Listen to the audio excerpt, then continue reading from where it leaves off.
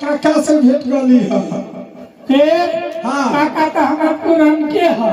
ई काका हां वो हमर बुढ़वा है ना ई के बुढ़वा का बुढ़वा है कोई का बात कर दे हाय सुनो ना ये हमरे से ओना देकर बात तो सिसवारा वाली छूर दे तू हमरे से बुढ़वा लड़लो से छपर के दांत टूट गेल हाय अरे हमरा छू के देखा हम रुइया के खान होई पूजा के चांद होई हमरा छू के देखा रुइया के खान होई पूजा के चांद होई छू के देखा रुइया के चांद होई पूजा के चांद होई हमरा छू के देखा रुइया के खान होई पूजा के चांद होई तो कितना हो के विश्वास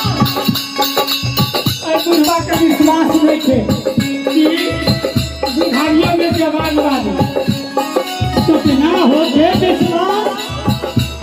कन्यावा हमरे पास तो बिना हो गए विश्वास कन्यावा हमरे पास कन्यावा हमरे पास तो बिना हो गए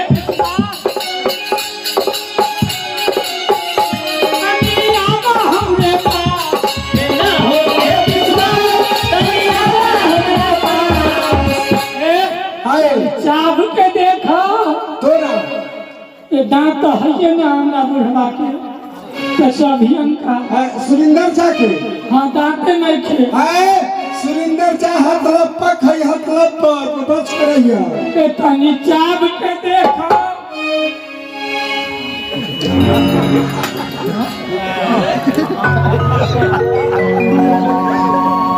हाय तनी चाब के देखो हम ही के पान हो पूजा के तनी चाब के देखो हम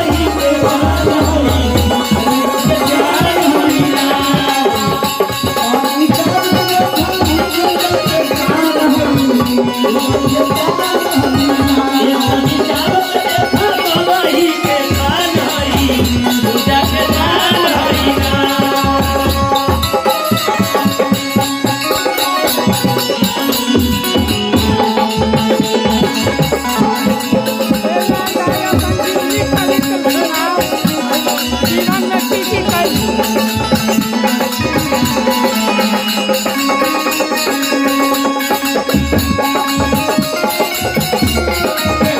अपन जीवन चरित्र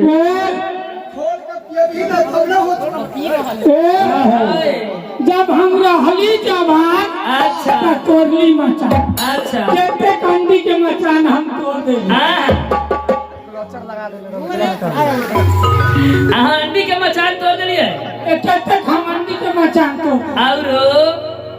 ये हम की ना कैली कथी खिखिर कैली एको कर्म ना छोड़ी एक कौन बताम तब जितने दुनिया में कर्म होया हां एको को ना छोड़ी कौन कौन हमरा बुढ़वा से पूछो ए कहां जा के बुढ़वा है ना दा टुटवा बुढ़वा ओ हई के बुढ़वा आहे लाल दा यहाँ के देवड़ो आए हे यहाँ के देव न ओए देव के हम अभी चुपे चापे रखने छिए आय लाल दाई हां जेना दांत तोहर निकलल हो तेना देवरो के निकलल हो ए तो कहल गेले हम सुंदरी जे हमर पिया सुंदरी कामक लोक बंदरा बंद देहने हम छी तेने हमर देव रहा बुढ़ा के तो हमरा दांत टूटिए गेल ओ ए सुनाओ चरित्र सुनाओ खाली तो सुनबे करवा हां अरे ये को करम ना छोड़ली रे बचवा हे लड़का के धरो ना दूध पीवा लड़का के दऊ ना तो बनते ना दी हां नीलावा काव लड़का के निछावरी होते तब ना देख अरे ये को करम ना छोड़ली रे बचवा एक मरम ना जननी हो छोड़ली रे बचवा एक मरम ना जननी एक मरम ना छोड़ली रे बचवा एक मरम ना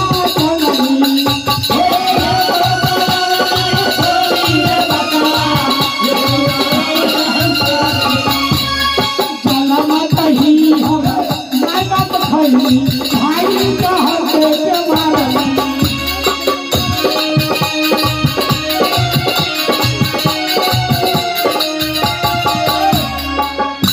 अरे लालदाय इसको करम ने खोल बोल बताहन तो सरसी में सरसी में घास करे गेली कि बर्तन मजत रही खाली कि चूल्ही फूकत रही खाली एना हां सरसी में सरसी में एको करम न छोड़े के सरसी में कहूँ ना हे कौन काम करे कि भैंसी पोसले रही कि गाय रखले रही ए बकरी चरावी देखा हाँ। जब हमार जन्म भइल ना अच्छा जब हम अपना माय बाबू के हाँ। लिए दिए दोनों के पास कर दिए ये है हम सुकर्म मिल जन्म ले गए अच्छा कि माय बाबू दोनों मूंगे ओ मर गए ओ मर गए ये है हम सुकर्मी रहे आए जेते कैली हम सुकर्म कैली हमरा जन्मैते माय बाप मर गेल हमर अहे सुकर्म लाल दाई अहाँ तो बहुते चीज करी कुमारी एगो एकलौता भाई रहे अहे लाल दाई घुराइबो पिटेबो करी ये सब कैली सुनबा तब ना सब हम सुना दे आ खोमर कही ये सब कैली माय के बाप एगो एकलौता भाई रहे ऊ हम जिन्नी जाए हमरा पीछे पीछे हे पीछे चल भाई के लगे मालूम है खजरा ला जात रहा हाँ वो हमरा पीछे पीछे चले हां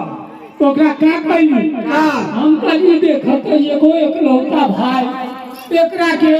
कोई घर में काम बर्तन माजन करके एकरा खियावत आ जहाँ जाता रही वहाँ ही पीछे पीछे जाता रहा का करी लाल ओकरा का कैली का 2 रुपया के मूसा के दवाई ले आई खजरा के दुकान बंद हो गई तोहार अब वो पूरा जहर दे के एक गिलास पानी में घोट के एक ही बार में पिला दे जलमती ही हम माय बाप खैली अब भाई जहर दे के मानली आ गांव के ई बुढ़वा कहे खातिर रह कौन ई टोपी वाला बुढ़ा हाँ ई बुढ़वा